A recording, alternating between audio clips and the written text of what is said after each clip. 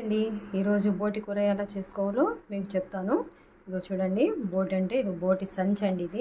ఈ సంచిలోనే ఈ పేగులన్నీ ఉంటాయండి.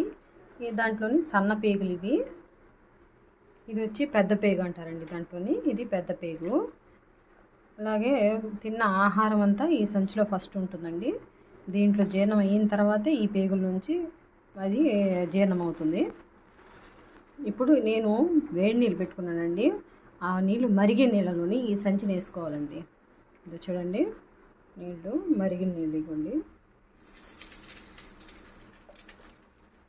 అందులో వేసేసి ఒక 5 నిమిషాల పాటు అలా ఉంచారనుకోండి, పైన ఉన్నది కదండి ఇది పొట్టంతా వచ్చేస్తుందండి.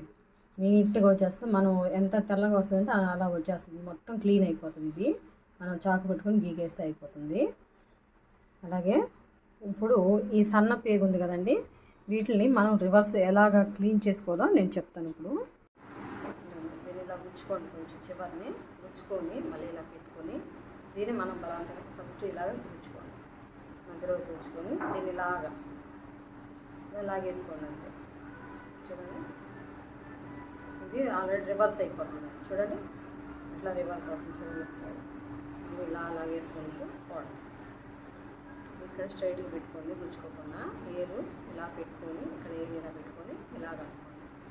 చూసారు కదా, చూడండి మనం గుచ్చుకున్నది వచ్చేసింది. రివర్స్ అయిపోయింది చూసారా. ఇప్పుడు ఈ రివర్స్ దాన్ని ఇవ్వండి, ఇలా అలాగేసుకోండి. చూడండి, చూసారు ఎలా వచ్చిందో. అలా క్లీన్ చేసుకోండి.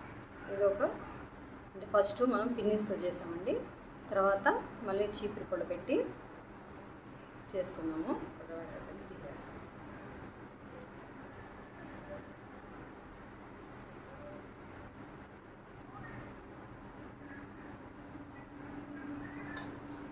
బాగా క్లీన్ అయిపోయింది.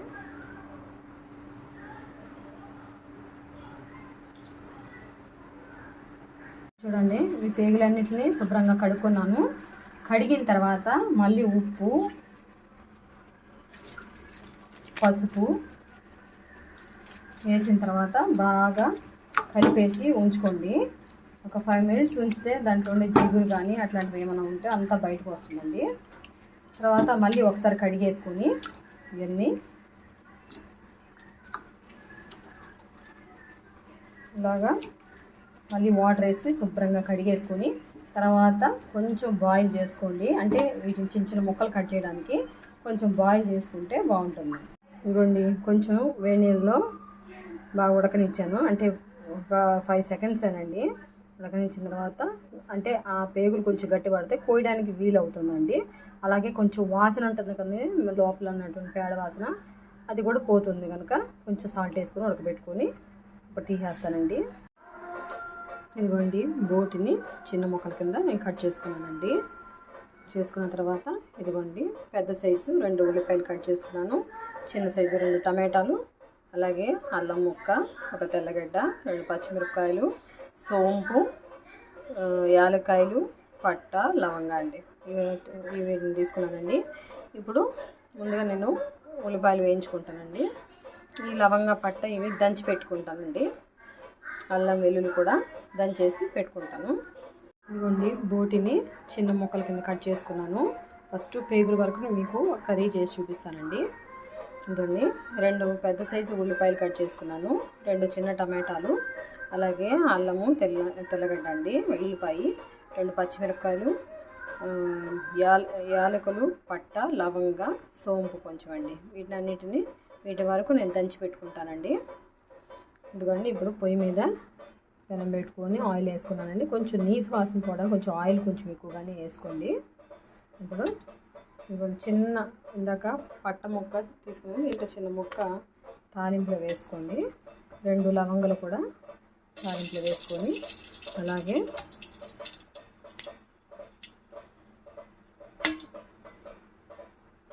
ఆయిల్ వేడి చేసుకొని అందులో లవంగాలు 2, పట్ట చిన్న ముక్క వేసుకొని అలాగే ఉల్లిపాయలు,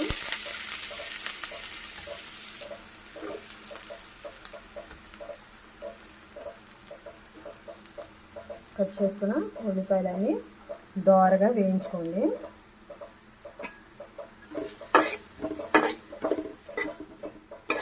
కొంచెం ఎర్ర రంగులోకి వచ్చేలాగా దోరగా వేయించుకొని తర్వాత ఈ అల్లం వెల్లుల్లి పట్ట ఇవి పేస్ట్ చేసుకుంటాం కదండి, దంచుకుంటాం కదా, అవి అంతా వేసి మళ్ళీ కొంచెం పచ్చివాసన పోయేలాగా వేయించుకుందాము. ఇదిగోండి దోరగా వేగిపోయాయి కదా. ఇప్పుడు నేను పచ్చిమిరపకాయలు కూడా వేసేసుకున్నానండి. ఇవి ఒక 2 సెకండ్లు అవి కూడా కొంచెం వేగనివ్వండి. ఇవి వేగిన తర్వాత అలాగే ఇవన్నీ బోటి ముక్కలు ఉన్నాయి కదా, కట్ చేసుకున్న ముక్కలు, ఇప్పుడు ఇవి కూడా వేసుకొని బాగా ఉడికించుకున్నామండి. ఆ తర్వాత అల్లం వెల్లుల్లి పేస్ట్ అవన్నీ వేసుకుంటాం. కొంచెం సాల్ట్ కూడా వేసుకున్నామండి, ఎందుకంటే బోటిలో ఉన్నటువంటి వాటర్ కూడా బయటికి త్వరగా వచ్చి త్వరగా ఉడుకుతుంది కనుక.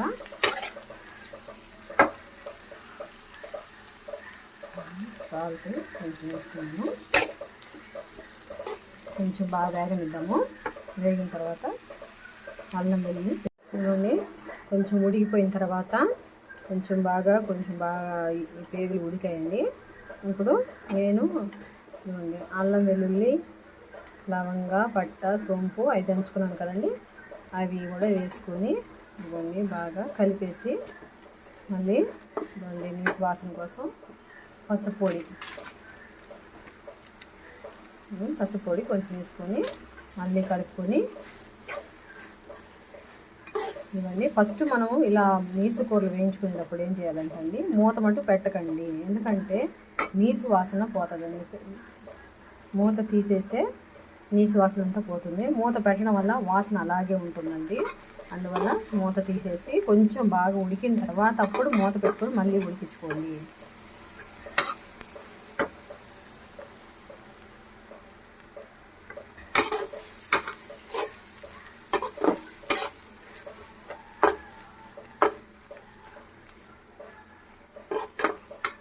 టమాటాలు ముందుగా ఎందుకు ఏమంటే టమాటాలు వేయడం వల్ల మాంసం అనేది త్వరగా ఉడకదండి. టమాటాలు ఎప్పుడు కానీ మాంసం ఉడికిన చూసుకున్న తర్వాత టమాటా ముక్కలు వేసుకోండి. ఆ తర్వాత ఉప్పు కారం అవన్నీ వేసుకొని బాగా మగ్గనిద్దాము. ఇదిగోండి మసాలా కూడా పచ్చివాసన పోయింది. ఇప్పుడు నేను కారం సరిపడినంత వేసుకుంటున్నానండి. కొంచెం కారం ఎక్కువ ఉంటేనే మంచిదండి. వేసుకున్నాను. కొంచెం వేసుకుంటాను. దాన్ని కారం వేసుకున్నాం కదా, కొంచెం మగ్గిన తర్వాత వాటర్ కూడా వచ్చింది కదా, దాన్ని చూడండి. ఇప్పుడు నేను 1 గ్లాస్ నీళ్ళు వేసుకుంటున్నానండి. అంటే ముక్కలు మునిగేంత వరకు వేసుకుంటే చాలు అండి. వేసుకొని కొంచెం తిప్పుకున్న తర్వాత ఇప్పుడు మూత పెట్టుకున్నామండి. మూత పెట్టుకొని బాగా ఉడకనివ్వండి. బోటి ఎంత ఉడికితే అంత బాగా టేస్ట్ వస్తుందండి. ఉడకకుండా ఉంటే అంత టేస్ట్ రాదు సరిగ్గా. అంతేకాదండి, ఇందులో బంగాళదుంపలు వేసుకుంటే కూడా చాలా బాగుంటుందండి. అలాగే పచ్చెనపప్పు కూడా వేసి చేసుకుంటే చాలా బాగుంటుంది. ఇవన్నీ మాంసం కూడా బాగా ఉడికిందండి. నేను టమాటాలు కూడా వేసుకుంటున్నాను.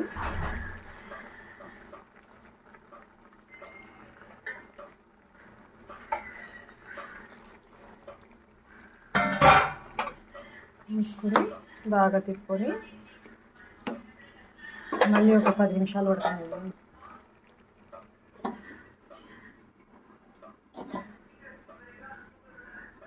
ఇప్పుడు ఇందులో దించేసుకుంటానండి. కొత్తిమీర వేసుకొని ఒక 2 నిమిషాల పాటు కొంచెం ఇలా ఉడకనిద్దామండి. కొంచెం మూత పెట్టుకుంటే కొత్తిమీర వాసన బయటకు పోకుండా ఉంటుంది. 2 మినిట్స్ ఏనండి, అట్లా ఉంచుకుందాం చాలు.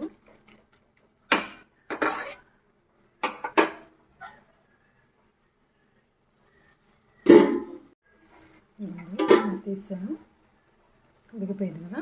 ఇప్పుడు ఆపేస్తానండి. ఆపేసి టేస్ట్ ఎలా ఉందో మీకు చెప్తాను. ఇవ్వండి, బోటి కూర రెడీ అయిపోయింది. ముక్క కూడా బాగా ఉడికిందండి. మీరు కూడా ట్రై చేయండి. కడిగేటప్పుడు మటుకు నీసు వాసన పోయేలాగా పసుపు ఉప్పు వేసి శుభ్రం కడిగి ఒకసారి బాయిల్ చేసుకొని వాటర్ వంచేయండి. అంటే బాయిల్ అంటే ఎక్కువ టైం కదండి, కొంచెం సేపు ఊరికే ఒక 2 సెకండ్స్ అలాగ మరగలించాలి. సరేనండి, మీరు కూడా ట్రై చేసి టేస్ట్ చూసి మళ్ళీ నాకు కామెంట్ చేయండి. ప్లీజ్ అండి సబ్స్క్రైబ్ చేసుకోండి. ఫస్ట్ నేను ఇట్లాంటి వీడియోస్ చాలా పెట్టాలనుకున్నానండి. నాకు సబ్స్క్రైబర్స్ 40 మెంబర్స్ 44 మెంబర్స్.